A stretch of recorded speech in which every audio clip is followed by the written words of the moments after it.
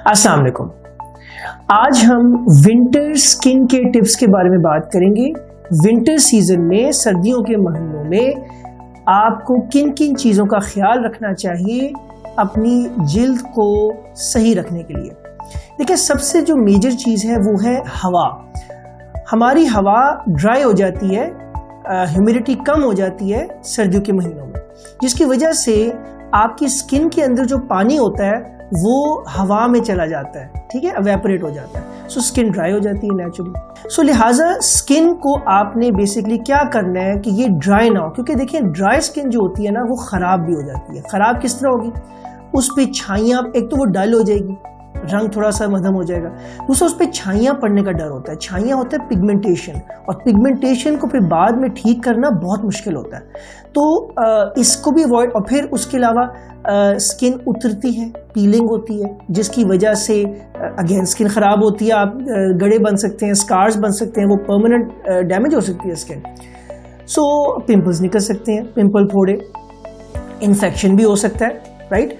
मतलब जरासीम अटैक करें, fungal, viral और बैक्टीरियल। इसके अलावा जिन लोगों का इम्यून सिस्टम कमज़ोर होता है उनको ऑटो इम्यून कंडीशंस भी हो सकती हैं, एक्जिमा जैसी। सो लिहाजा ड्राई स्किन अच्छी नहीं होती, चाहे वो चेहरे की हो, चाहे वो हाथों की हो, पैरों की हो, जिस्म कहीं की भी हो। स्किन को ज़्यादा लंबी देर ड्राई नहीं रहना चाहिए। अब आ जाते हैं कि इसको हम, अब आप चूँकि समझ आ गया आपको कि कितनी इंपॉर्टेंट बात है, अब देखते हैं कि इसको हमने कैसे सही रखना है। पहली बात, जब आप नहाएं तो गर्म पानी से आप नहाते हैं, नहाना पड़ता है सर्दियों में, लेकिन ज़्यादा गर्म ना करें और ज़्यादा लंबे अरसे के लिए मत नहाएं। शॉर्ट बाथ्स लें, क्योंकि हम नेचुरली लंबे बाथ्स लेते हैं सर्दियों में, बिकॉज हमें अच्छा फील हो रहा होता है गर्म पानी का इम्पैक्ट बॉडी पे। सो इसका ख्याल करें, पहली बात। दूसरी बात, मॉइस्चराइजेशन। देखिए, जो साबुन, मॉइस्चराइजिंग साबुन है वो इस्तेमाल करें। डव एक बहुत अच्छी एग्जांपल है। डव के बहुत सारे आते हैं। एक डव ओरिजिनल होता है, वो बेस्ट होता है। डव सेंसिटिव भी यूज़ किया जा सकता है जिन लोगों की स्किन सेंसिटिव हो। डव साबुन मॉइस्चराइजिंग साबुन है, ड्राइनेस को प्रिवेंट करता है। बाकी मोस्टली साबुन ड्राई करते हैं। सो एक ये बात हो गई। उसके अलावा अब आप रेगुलर आप देखते हैं कि मैंने डव का भी यूज़ किया, नहाया भी मैं कम, फिर भी स्किन ड्राई हो रही है। उसके लिए फिर मॉइस्चराइजिंग क्रीम होती है। मॉइस्चराइजिंग क्रीम्स होती हैं ऑयल बेस्ड, जो आपकी स्किन को सर्दियों में मॉइस्चराइज करती हैं। ऑयल बेस्ड मॉइस्चराइजर कहते हैं उसको। सो उसमें बहुत सारी ऑप्शंस हैं। वो फिर आपको प्रॉपर एक डॉक्टर को चेक कराना चाहिए, ताकि वो आपकी स्किन चेक करके आपकी रेलेवेंट आपको क्रीम दे। इसके अलावा सूरज, देखिए जो सूरज होता है वो सूरज अच्छा होता है हमारे लिए। पहली बात, हमें थोड़ा सा सूरज का एक्सपोजर चाहिए नेचुरल विटामिन डी बनाने के लिए। तकरीबन 20 से 30 मिनट का सन एक्सपोजर, बट कम से कम 20 मिनट का हफ्ते में 3 से 4 बार, ये बहुत ज़रूरी है नेचुरल विटामिन डी बनाने के लिए। जो विटामिन डी आप गोलियों से खाते हैं, which is fine, but it is not recommended, strongly recommended, because हर वो चीज़ जो टैबलेट या कैप्सूल में होती है उसके साइड इफ़ेक्ट्स के भी चांसेस होते हैं। इसलिए बेहतर होता है आप चीज़ों को नेचुरली लें, जिस तरह अल्लाह ने उसको बनाया है। सो ये बात हो गई। अच्छा, अब इससे ज़्यादा सन का एक्सपोजर अगर होगा तो स्किन ख़राब होगी। So sun block is important for that purpose.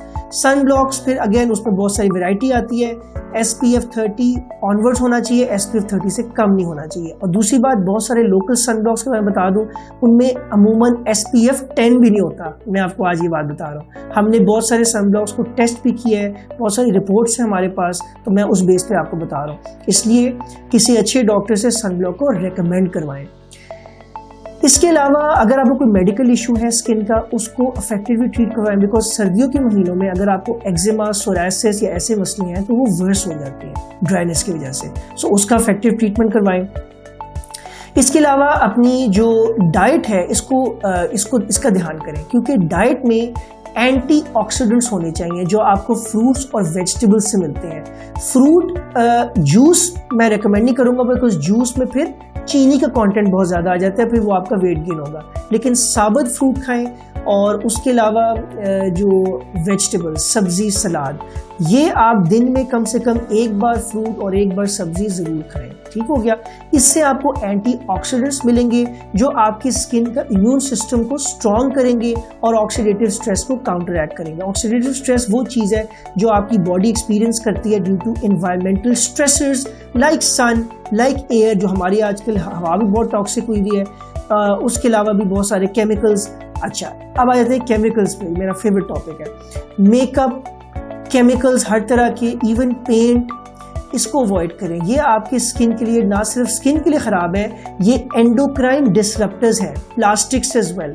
Her plastic का प्रोडक्ट, चाहे वो बर्तन हो चाहे वो कुछ हो, और इसके अलावा प्लास्टिक्स के अलावा chemicals, Teflon, parabens, phthalates, BPA, BPS और बेतहाशा मिनरल ऑयल, इवन फ्रेग्रेंसेस, ये सारे टॉक्सिक हैं आपकी स्किन के लिए भी और इसके अलावा आपकी सेहत के लिए भी, बिकॉज आपकी बॉडी में ये जाते हैं और आपके हार्मोन्स को डिस्टर्ब करते हैं। और इसके अलावा कैंसर कॉजिंग भी है और ऑटो इम्यून डिजीज कॉजिंग भी है। सबसे जो गंभीर बीमारियां आजकल दुनिया में चल रही हैं, प्रूव हो गया कि it is due to environmental toxins as well as chemicals, plastics, as well as poor diet. Diet में भी मैं मेंशन करता चलूँ, डाइट में भी जो वो डाइट है जिससे आपका ऑक्सीडेटिव स्ट्रेस पैदा होता है, इसमें क्या कुछ आएगा? ऑयली खाना, फ्राइड खाना, मीठा, processed foods, canned foods, sugary drinks, ये सारी बेकरी आइटम्स, जंक फूड। ये जंक फूड, इसका नाम जंक क्यों है? जंक क्या होता है? बेकार। उसका नाम ही रखा हुआ है बेकार फूड, और हम लोग शौक से खाते हैं। सो ये सारी हदायत हैं जिनको वैसे तो ऑल ईयर राउंड आपको ख्याल करना चाहिए, बट सर्दियों में ख़ास तौर पे आपको ख्याल करना चाहिए, ठीक है।